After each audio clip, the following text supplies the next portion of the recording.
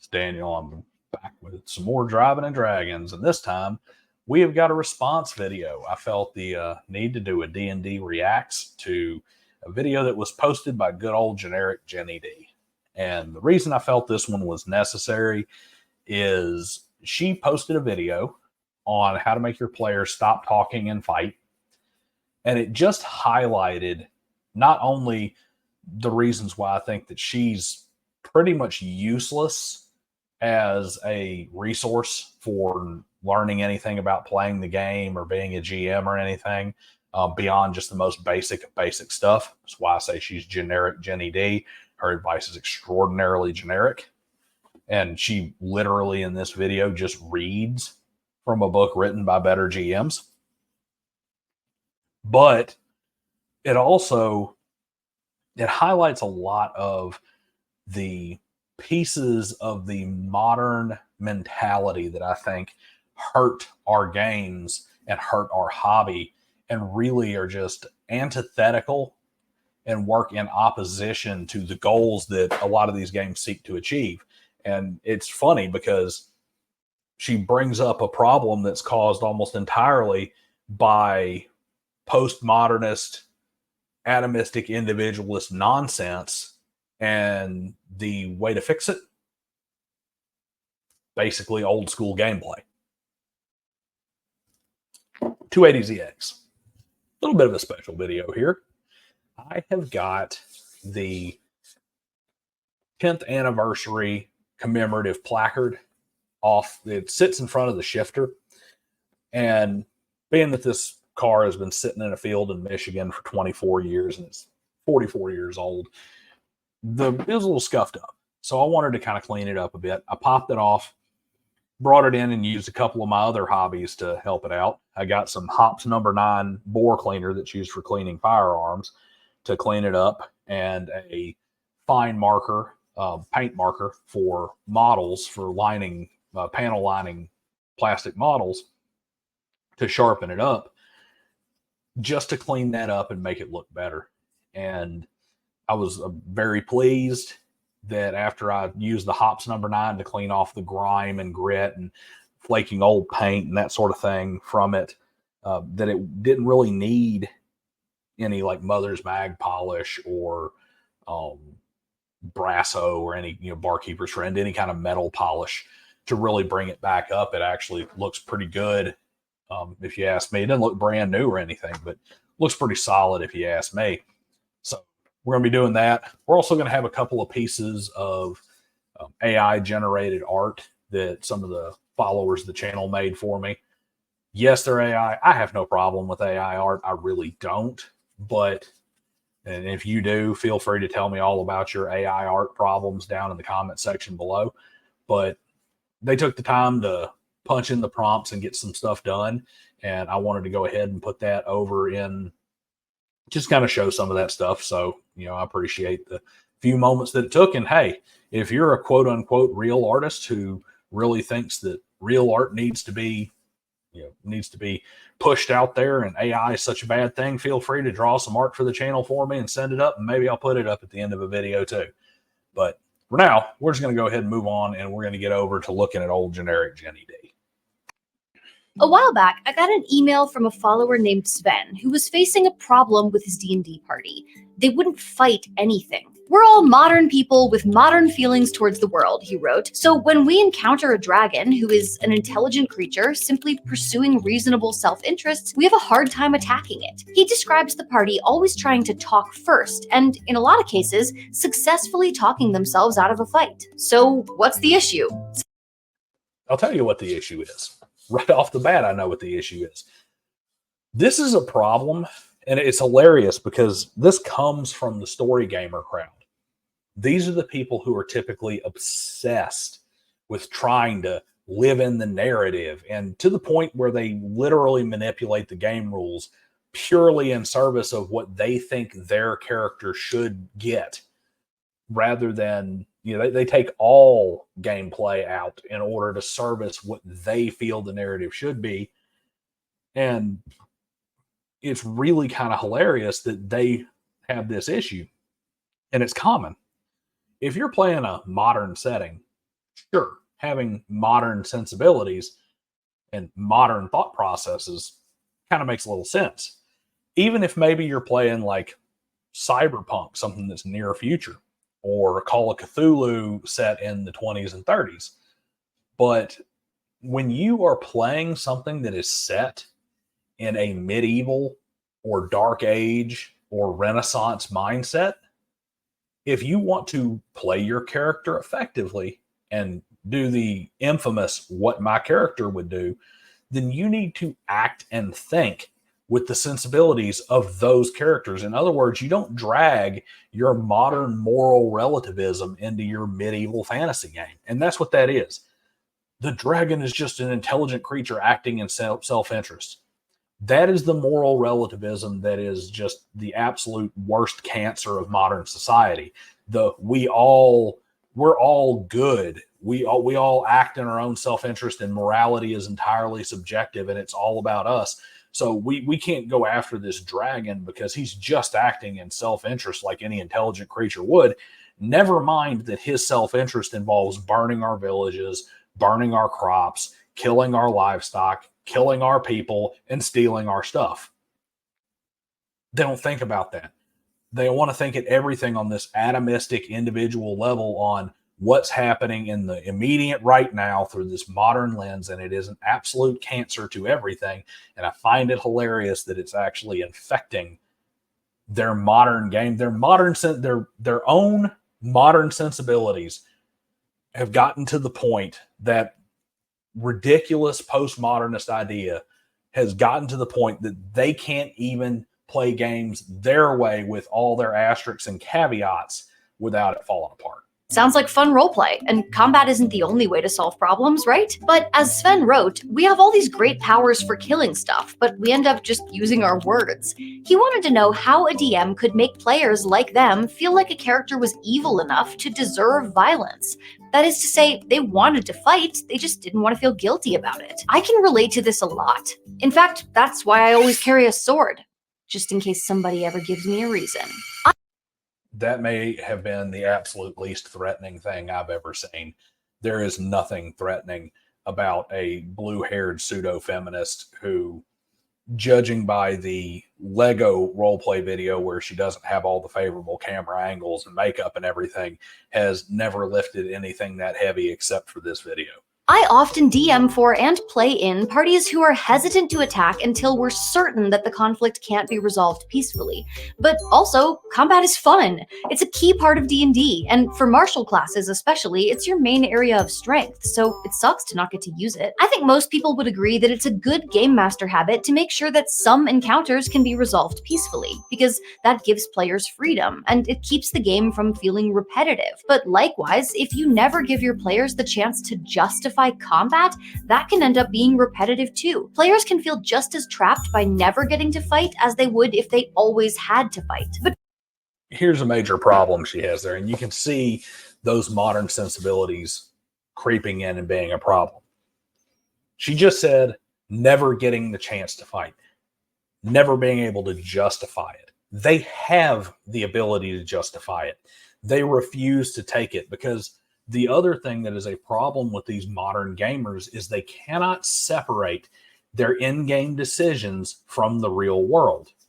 This is where you get some of the nonsense like your safety tools and all that bullshit that comes in.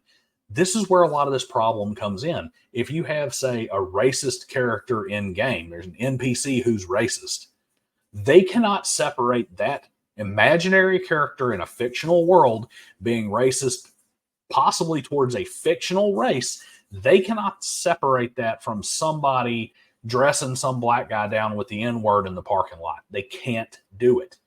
That is the problem. When your whole reality has become this self-indulgent fantasy world, even your self-indulgent fantasy worlds begin to suffer. But first, before we start talking solutions, I want to clarify that this is different from players who want to play actual pacifists. If your party is opposed to harming any living creature, no matter what they do, I think it's worth considering that D&D might not be the right game. I mean, yes, you could make adjustments and make it work, but at its core, D&D is built to include combat. Most of the mechanics are focused on fighting. There are tabletop games out there that don't center combat, like Rutama or Mouse Guard or Monster Hearts or countless others, and one of those might be a better fit for players who would rather cast Restorative Justice than Fireball. Okay, so two little pieces there. One, this is just her inexperience showing that she doesn't really even see how pacifist players playing D&D can be handled in game. I mean, it's kind of funny. She's clearly, obviously since she started like 4 years ago with 5th edition Dungeons and Dragons, she clearly never played in 3rd edition, pulling out that book of Exalted Deeds and having that jackass player who decides that he's going to run an apostle of peace. You want to talk about fun? It doesn't matter if the rest of the party is not pacifist. An apostle of peace is going to walk in and make everybody put their weapons down. They get powerful enough. They're basically a walking wish spell where the only wish is, I wish everybody would stop fighting. And you can play, there's ways to play that and to make it fit. And there's ways to have the struggle and the moral quandary for the character themselves become a centerpiece for that character's development. You just have to put things in the right light, and you make it increasingly difficult for them to make the decision to not fight and to find another solution. There's ways to make it work, even in Dungeons and Dragons. But this video isn't about pacifists. It's more about those players who won't enjoy a fantasy where they just slaughter a bunch of goblins for being goblins. Players who try to use speak with animals when they get attacked by winter wolves. Players who see a dragon and think, hey girl, who hurt you? People who want to fight sometimes, but won't do it unless they feel like it's necessary. I just realized that you could summarize this video topic as how to morally justify violence. It's pretty easy to morally justify violence, especially within the game sense. That is a creature that is attacking you. It is hostile towards you. You are morally justified in using violence against it. That is a creature that is actively working to harm you or your community. You are morally justified to use violence against it. Or, in Dungeons and Dragons especially, that is a creature that is evil and is inherently evil, and therefore you are justified in using violence or whatever other means are necessary to stop it from being harmful.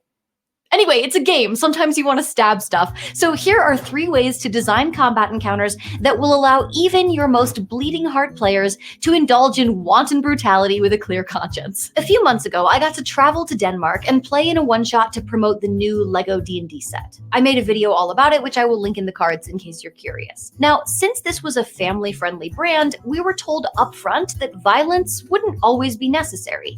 We managed to get out of fighting 2 mimics, an owlbear, and a displacer beast, among others. But you know what happened when our bard tried to pacify a gelatinous cube with me? Nothing. Gelatinous cubes have an intelligence score of 1. Their only directive is to eat.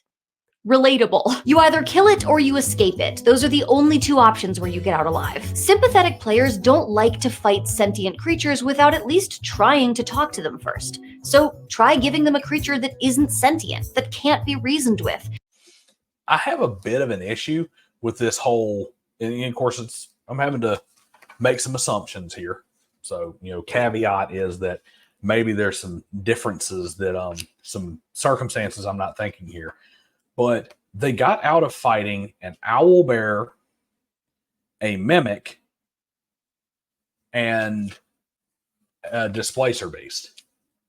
This makes absolutely no sense. How do you get out of fighting those things? A mimic is basically a hunger-driven creature unless you threatened it somehow to get it to where it wasn't there. An owlbear is a creature of animal intelligence, is purely animalistic. So kind of like the point that she's about to make with the gelatinous cube, it applies to the owlbear as well. It is, instead of an intelligence of 1, it has an intelligence of 2. And displacer beasts are intentionally cruel, evil creatures. So I'm really wondering how it is that you get out of these things. And I don't know, see how that becomes a family focus thing that you get out of fighting the evil creatures that are bent on hurting you, because it's apparently good to not stop things that get off on hurting people. Like a zombie or a shield guardian or somebody who answers the phone for Wells Fargo customer support. Thank you for holding. If the creature can't be persuaded or pacified because you literally can't communicate with it, then your list of options for how to handle the encounter gets much, much shorter. I once created a creature called the Feral Merfolk that I really love, and I made it specifically to be not a villain, but a monster. I wanted this creature to be terrifying, a bloodthirsty predator, not a Little Mermaid figure so much as a piranha that happens to have a humanoid torso. They don't have language, but even if they did, you cannot reason with a feral merfolk because what it wants is to eat your flesh. I created them this way because I wanted players to fight them. If I wanted to create some sort of sympathetic mermaid anti-hero drowning sailors because she was wronged in some way, I would. But since I was trying to create a scary monster, I made sure they couldn't be talked down. There are a bunch of ways to make a creature that can't be reasoned with. Creatures with extremely low intelligence, constructs who were created for a purpose that specifically opposes your players, creatures like undead who aren't sentient and therefore don't suffer when killed. Basically, if talking them out of violence is literally impossible, you're golden. By the way, if your players are talking their way out of every combat, it might be time to dust off the old Dungeon Master's Guide and have a little refresher. Specifically, page 244, which outlines the mechanics of resolving social interactions. Every creature begins an encounter with one of 3 attitudes, which incidentally are also my 3 moods in order whenever I'm placed on hold: friendly, indifferent, and hostile. When we're talking about parties persuading their way out of combat, I think we can safely assume that the creatures in these cases are starting off firmly in the hostile category. 2 things to take away from this section. First, even a very successful charisma check against a hostile creature will at best make them indifferent. There's a table with conversation DCs for each category, and even a 20 against a hostile creature only gets a good result if they don't have to risk or sacrifice anything. That means if the creature gets something out of killing you, even a 20 won't persuade them to sacrifice that reward by letting you go. And second, a natural 20 isn't mind control. Some creatures are just never going to be aligned with you, no matter how convincing you are. It says right here, a hostile creature might be so ill-disposed toward the party that no charisma check can improve its attitude, in which case any attempt to sway it through diplomacy fails automatically. Now, this doesn't mean you should shut down any attempt to talk with a hostile creature, but it does give you tools for ensuring that charismatic players can't talk their way out of every situation. I actually think the framing of this chapter is really helpful, which is new and exciting for the Dungeon Master's Guide. Okay. So going into that, first off, the blistering arrogance on display in that last, which is new and exciting for the Dungeon Master's Guide. Okay.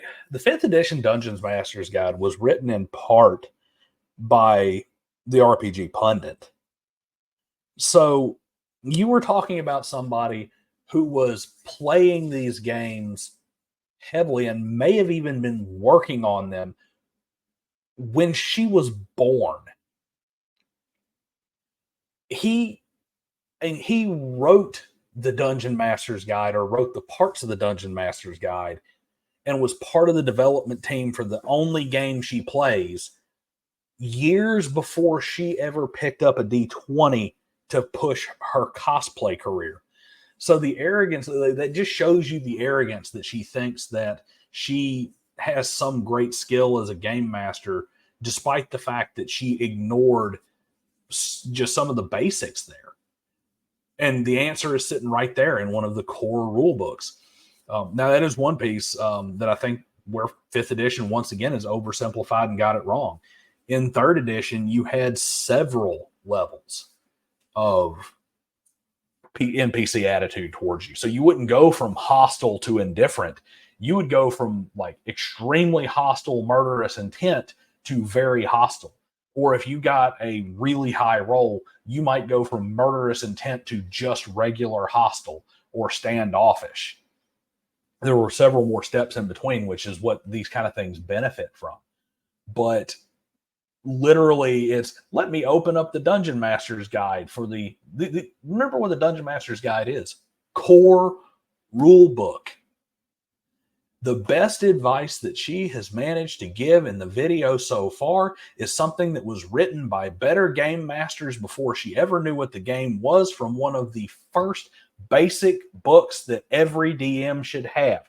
Not a supplement, not something special, not an additional rule, basic core book.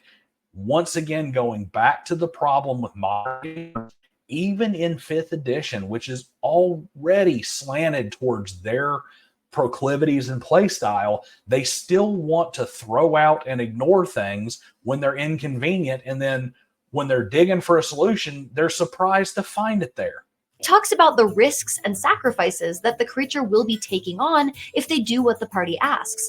The higher the risk, the bigger the sacrifice, the harder it will be to convince them, or maybe it'll even be impossible. If a lich is killing innocents in order to feed on their life force and fuel their own undeath, nobody's going to be able to talk them out of that, because the sacrifice of their own life is just too great a thing to ask. A minion might not be smart or brave or even loyal, but if they fear their boss more than they fear you, it's going to be really tough to get them to refund that overdraft fee.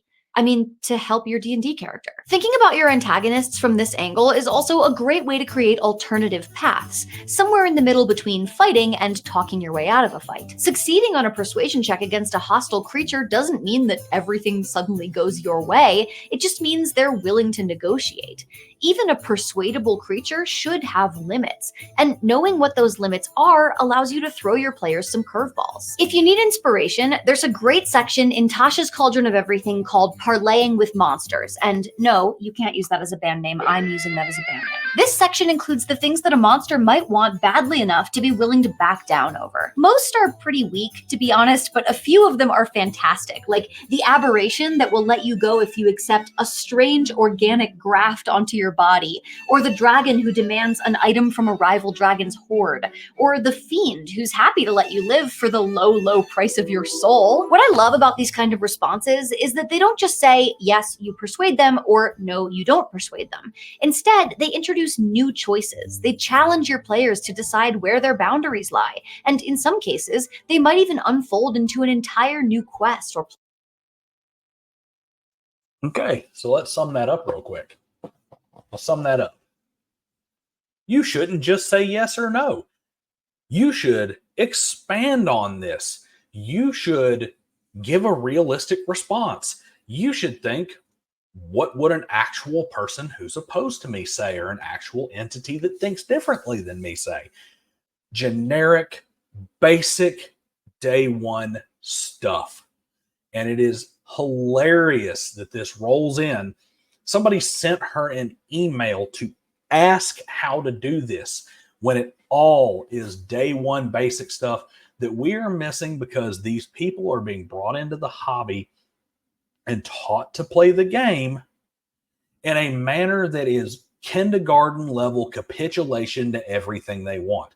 The reason why this crap ever came up with the whole horny bard seduces the dragon, or, oh, they just rolled a 20 on persuasion and talked their way out of everything. The only reason that came up is because they took the attitude into the game that they should get what they want every time with success. When they roll the 20, they should get what they want. Sometimes what you want isn't in the cards. There are times where life isn't fair, and your best success is still a failure. And somehow this is shocking new revelations to people like Jenny D. Plot arc. Of course, there's one more fun option worth mentioning. A smart creature probably knows that it can take advantage of a well-meaning adventurer who wants to make peace. Don't be afraid to have your baddies smile and pretend to accept a truce, and then turn around and stab your players in the back. I mean, they're bad guys. What did your players expect? This is the thing that I think is missing in a lot of these encounters. If you want your players to fight your bad guys, they need to actually be bad. In Sven's email, he gave me a few examples of encounters where his party was hesitant to fight. A dragon who was trying to find its stolen eggs, goblins whose only crimes seemed to be existing while goblin. The issue was that even though a dragon or a goblin might have the evil alignment listed on their stat block, the players didn't see them actually doing evil in the world. That's because when they have evil in their stat block in the monster manual, like this is one of those things that it's another place where rookie players like Jenny D and the modern player base fucks up and gets it wrong. I'll use the classic example of people who cry about it's metagaming when you found out you're going to fight trolls, so you went and you stocked up on fire items. That's not necessarily metagaming. And I'll tell you why it's not necessarily metagaming. Because if trolls are something that is extant in your world, they exist there, they've always existed there, and they're common enough to have been identified as the target that you're going after,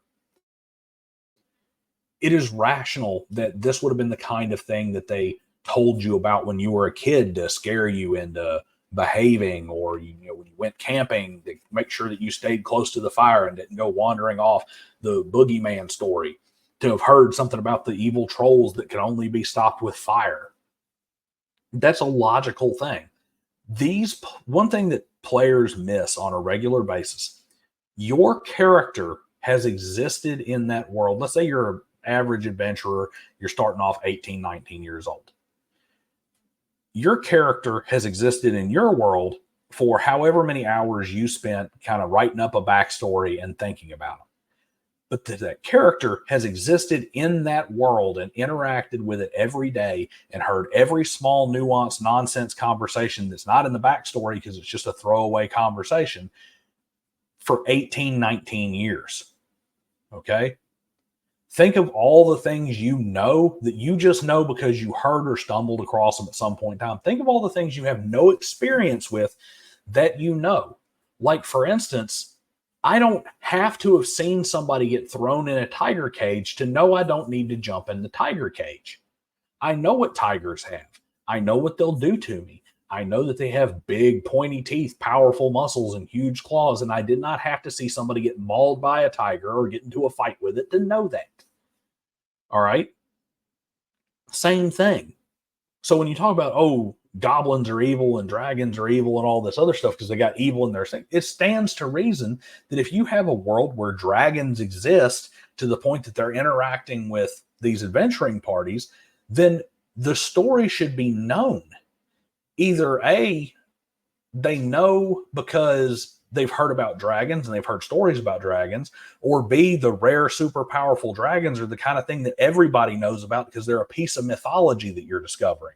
The only time this should be different is if, for whatever in-game reason, maybe dragons are new and have just been introduced to your world and are a rare thing that nobody knows about. So, yeah, attacking the red dragon for being evil just because the stat block says it's evil, the stat block saying it's evil means that if you're just running straight generic Dungeons and Dragons out of the book, your characters should have an idea that that's probably what they are.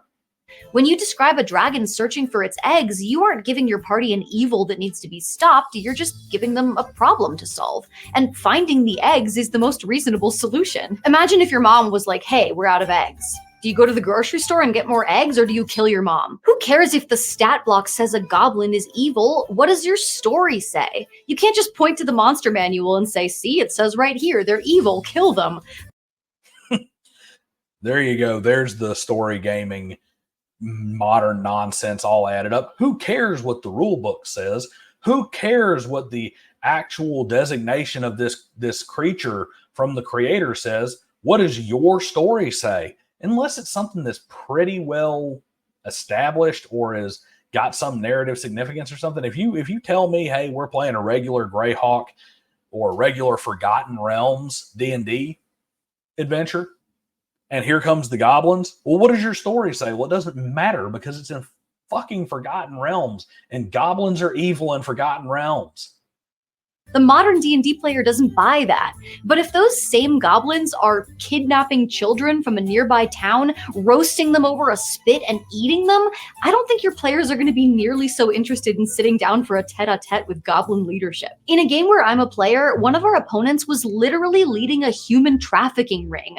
I can assure you that we were completely uninterested in negotiating with this guy. I do think it's good to ask yourself what your bad guys want and to think of them complexly. What's beautiful there is it goes right back to one of the first points that was made here. Modernism. They were literally leading a human trafficking ring. Yeah, because slavery was not a super common thing that was all over the place and really just kind of a common vocation throughout most of human history, and especially in a medieval style society. That's just, who's to say that the human trafficking ring is nothing more than just a business that you disagree with? The modern D&D player doesn't buy that. That's because the modern D&D player cannot separate the fantasy world they're playing in from the fantasy world they're trying to live in. But complex creatures can still be evil. Not to get dark, but look at the real world. Humans are arguably the most complex creature on the planet, and we are capable of sometimes astonishingly evil acts, magnitudes worse than a wolf trying to eat somebody because it's hungry. In order for a band of heroes to kill and still be heroes, their opponents need to be truly evil, not just, as Sven puts it, pursuing reasonable self-interests. Now, if you want your players to be willing to roll initiative, it needs to be just as much fun to fight the baddies as it is to persuade them. Unfortunately, in 5th edition, it's way too easy for combat to turn into a slog. That's why you need to watch this video next to learn all about how to make combat just as exciting and narratively interesting as your social encounters. You really don't need to watch that video. It really doesn't have any good advice in it. I think I've actually seen that one, but even if I hadn't, it's a Jenny D video. You're not going to find anything spectacular there. There's 100,000 people that can tell you how to do it better. This simple fact that she thinks 5e combat is a slog is kind of telling, because 5e combat really is not that terrible. The only issue with 5th edition Dungeons and Dragons combat is that they've made the characters and the players so super heroic that it lasts longer than it should, because you should have had a TPK 6 rounds ago, or you should have been able to craft this encounter with half the number of monsters, where action economy hasn't gotten so out of control. And your powers and stuff in 5th edition are so insane that it becomes the entire game system becomes manipulated by trying to